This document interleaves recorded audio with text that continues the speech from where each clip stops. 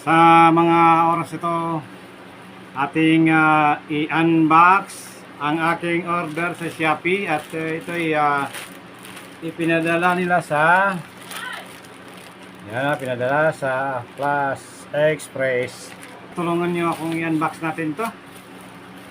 Ito ay isang tools na pang carpenter. Ayan guys, ito na guys. Ayan oh. So malamang sa malamang magagamit natin ito sa ating mga gawain pang carpenter. Pag ito pala, ito yung pag inipit mo sa sa lamesa, iipit mo sa lamesa para magamit mo. Pag gagamitin natin na iipit natin sa lamesa, for example ganyan, ayan o, pwede natin i-ano dito sa lamesa, ganyan o. Ayan guys, ito yung gamit nito dito sa ilalim.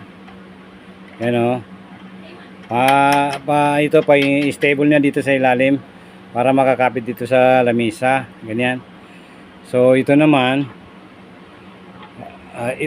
siya, ito yung pangipit niya sa, ayan o, ayan, diba? Kita mo yan, nilawagan ko na, o yan o. Pag gusto natin yung higpitan, ano mo lang, clockwise lang, yan o, clockwise. At humigpit na, humigpit na. Tapos kung may mga bagay ka gustong pukpukin, andito lang yung, ito yon, pwede mong pukpukin dito. Martilyuhin mo yan dyan. Okay.